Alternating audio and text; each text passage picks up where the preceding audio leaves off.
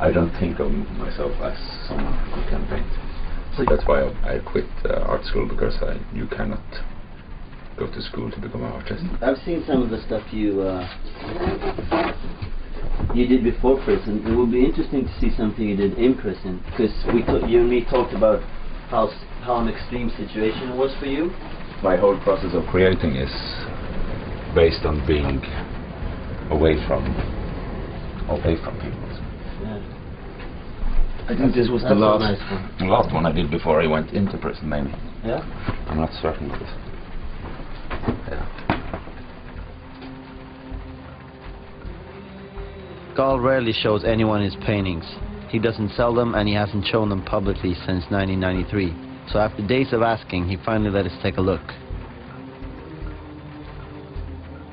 I had that exhibition in '93, and then I got just wrote completely ridiculous prices, and way overpriced, of course, because I didn't want to sell them.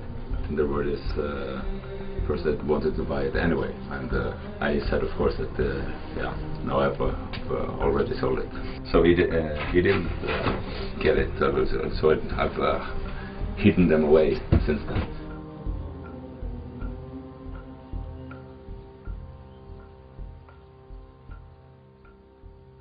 On our third day in Espedal, the rain finally let up, so we traveled to Dale, the closest thing to Gall's house resembling civilization. Yeah, Gall just told me that the water's about 1.5 to 2 meters higher than it usually is, because they've had 76 days of rain here in a row, non-stop.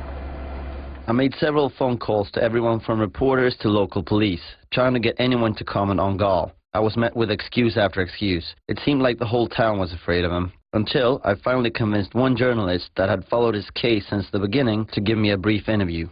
Ja, det 4 stykker det, og de dreier seg alle om vold, og til dels veldig grov vold. Og det ser ut som de dommene blir grovere og grovere for hver dom. The more recent case that he just got out of prison for was something similar. He was attacked. He beat this guy, held him down for a number of hours. I think tied him up while slapping him, supposedly squeezing his balls, singing him pretty Norwegian lullabies while collecting his blood into a cup. The courts tried to say that he drank the guy's blood or he forced the guy to drink his own blood, but Gall claims it was just to prevent it from getting on his carpet.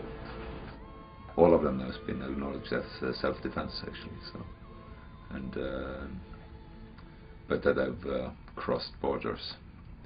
It's like with a painting, you don't stop until it's finished.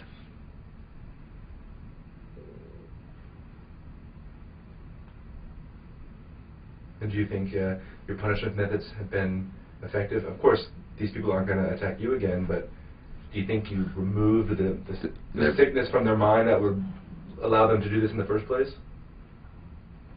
Or do you think you've just perpetuated it? Let's put it this way: if they were of bad seed, they wouldn't spread it. Det slag og spark, og i noen av sakene så har det pågått i timevis, enligt de dommerne som foreligger. Og veldig grovt, og folk har vært skadet over veldig lang tid, sykemeldt i flere år.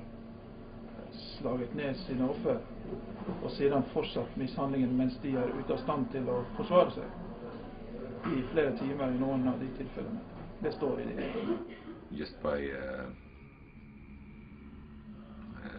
saying no to someone, punish them enough, and someone you probably need to